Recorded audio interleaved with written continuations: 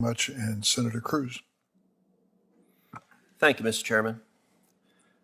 Ms. Freeman, you disagree with the death penalty, don't you?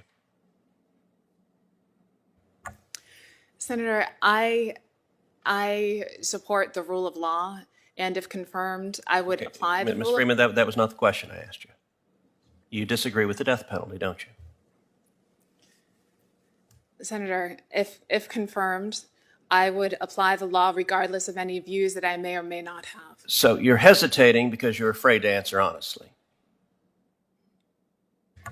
Senator, respectfully, my understanding of the code of conduct for United States judges, which applies to judicial nominees, is that I am to refrain from commenting on matters of public policy that may come before me. Really, this is the same person who submitted a photograph of yourself at a protest at the Philadelphia International Airport, labeled Ariana Freeman, Senator of Philadelphia, cheers and chants with others during a protest to President Donald Trump's executive order banning travel to the U.S. by citizens of Iraq, Iran, Sudan, Libya, Somalia, and Yemen. That's refraining from engaging in public policy? Senator, I attended that public event in 2017, long before I was a judicial nominee and subject to the code. Okay, well, the canons don't prohibit you sharing what your views are to this committee, and we have judges appear here all the time. It's not remotely credible that you don't have a view on the death penalty. You've devoted your entire professional career to representing criminals, to representing murderers, to representing rapists, to representing child molesters. You believe the death penalty is wrong. You have been a zealot against the death penalty. Is that true or false? Senator, I have spent 12 and a half years fulfilling my duty to zealously advocate for the interests of my client, regardless of the sentence. Some of those sentences were death sentences.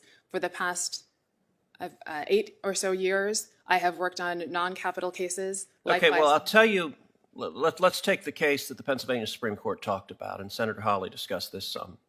Terrence Williams, one of your clients, had a long list of violent crimes, including armed robbery and another murder, just months before he killed Mr. Amos Norwood. Mr. Williams had separately been convicted of murdering a different victim by stabbing him 20 times in the head, the back, the chest, clean through his neck, before then trying to burn his body. Apparently, this method of murder was one Mr. Williams was fond of, because his second victim, Amos Norwood, he blackmailed him to meet him in a cemetery, where Williams beat Norwood with a tire iron until he died. And then the next night, Williams returned to burn the victim's body. Terrence Williams is a bad guy. When you're faced with a repeat murderer about whom there are no serious questions of guilt, nobody doubts that this guy is a serial murderer. Your choice, you don't feel sympathy for the victims, you don't stand with the victims. Your choice, you've spent your life trying to save that murderer. And listen, here's what the Chief Justice of the Pennsylvania Supreme Court said about your office. Because you keep saying zealously represent, and you're right, everyone is entitled to a defense. But it's not the job of a lawyer to be obstructionist. Is it the job of a lawyer to be obstructionist? No, Senator. Well, the Chief Justice of the Pennsylvania Supreme Court describes your office, says the extraordinary shadow capacity of the FCDO, your office, and its demonstrated tactics give me additional pause. Here the Chief Justice continues. Almost invariably without legitimate court appointment, without any Pennsylvania authorities' approval or role of oversight, this private group of federal lawyers pursuing an obstructionist anti-death penalty agenda have essentially anointed themselves a statewide de facto capital defender's office.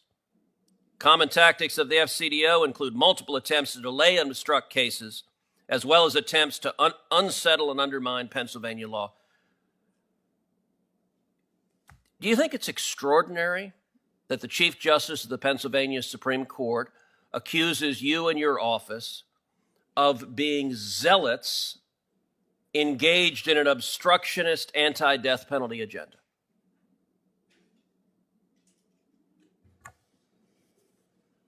I'm not aware of how often something like that occurs, Senator. Well, I'll tell you, I've practiced law a lot of years. This is extraordinary. And you know, Senator Booker asked, why do you choose to do this? I actually think Senator Booker's question was a great question. You said you care about public service. He rightly pointed out, well, you could have been a prosecutor. Many of us on both sides of the aisle have been prosecutors. You didn't want to be a prosecutor.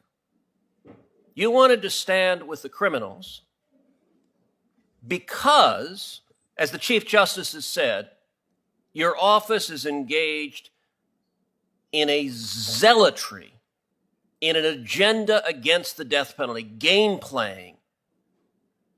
And, you know, Senator Booker said, well, it's bad for your career to be a public defender. That actually is not the case. If you look at Joe Biden, last night Joe Biden said we shouldn't abolish the police, and all the Democrats stood and applauded.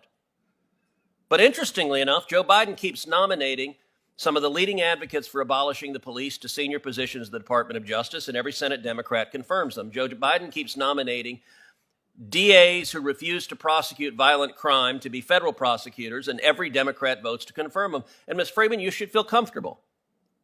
No matter how much your office has been called out for being anti-death penalty zealots, siding with capital murderers and ignoring the law, every Democrat on this committee is going to vote to confirm you. But I will tell you, this is a three-pronged strategy from the Democrats to abolish the police. Putting prosecutors in place who don't follow the law, putting judges in place who don't follow the law.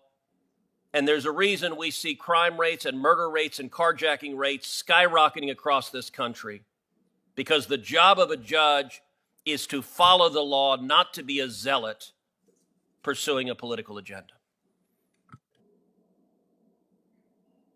Senator's time has expired. I want to thank this panel for appearing before the Senate Judiciary Committee today. There may be written questions coming your way, which we hope you can respond to in a timely manner.